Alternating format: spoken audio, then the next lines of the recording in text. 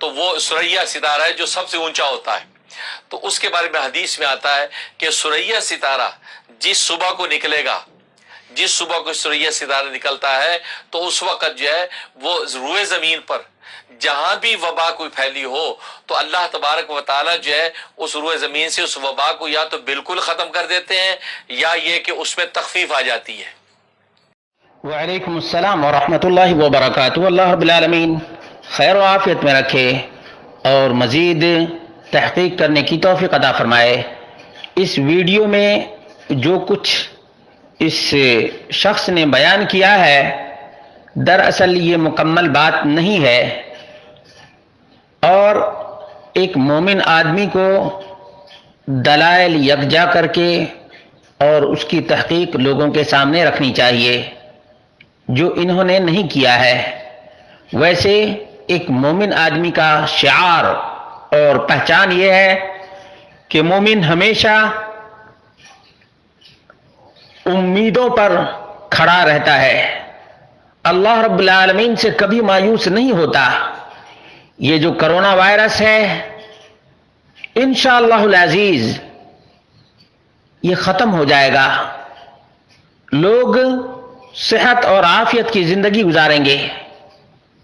یہ آزمائشیں اللہ رب العالمین کی طرف سے ایک آواز ہے، توبہ کی آواز ہے، استغفار کی آواز ہے اور نیکی کرنے کا پیغام ہے. اس لیے اللہ رب العالمین سے تمام لوگوں کو معافی مانگنی چاہیے اور اللہ رب العالمین سے التجا اور فریاد بھی کرنا چاہیے کہ اللہ رب العالمین اس وائرس سے تمام تر مسلمانوں کی حفاظت فرمائے.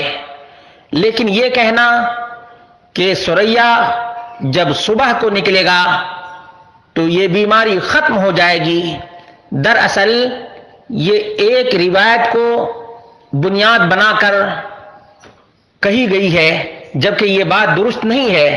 اصل جو مسئلہ تھا وہ یہ تھا کہ عبداللہ بن عمر رضی اللہ عنہما سے مروی ہے اور موطا امام مالک کے اندر بھی یہ روایت مذکور ہے کہ نہا عن بیع الثمار، کھجور کو بیچنے سے اللہ کے رسول صلی اللہ علیہ وسلم نے منع کیا، حتی یبدو صلاحها، یہاں تک کہ کھجور پکنے کے قریب ہو جائے.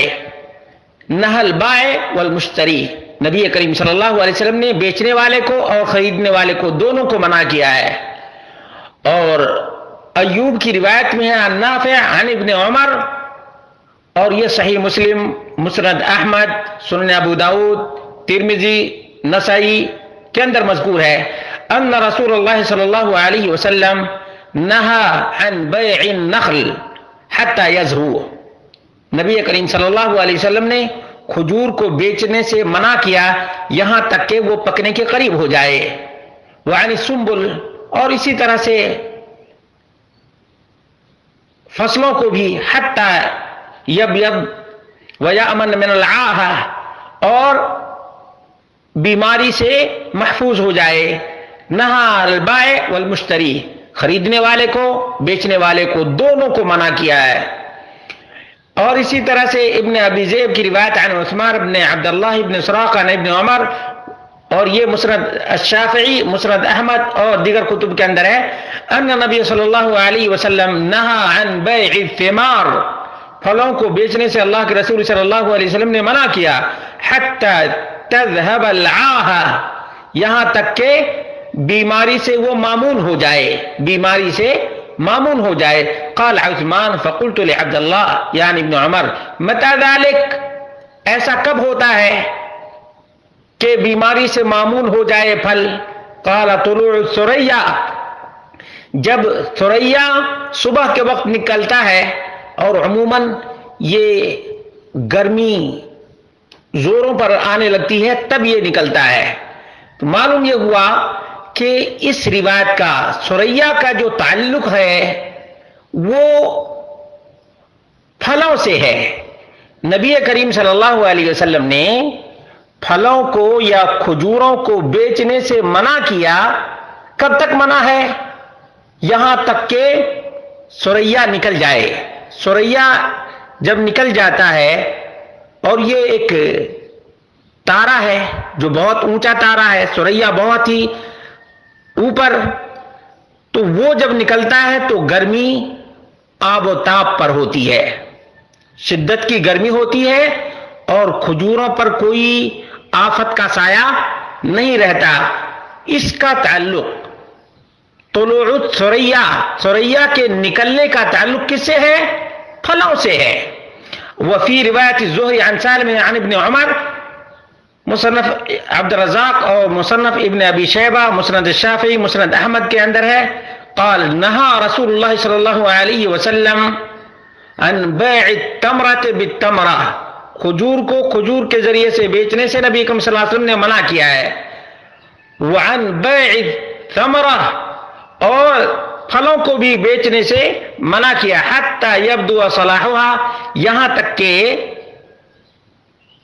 پختگی پھلوں میں ظاہر ہو جائے.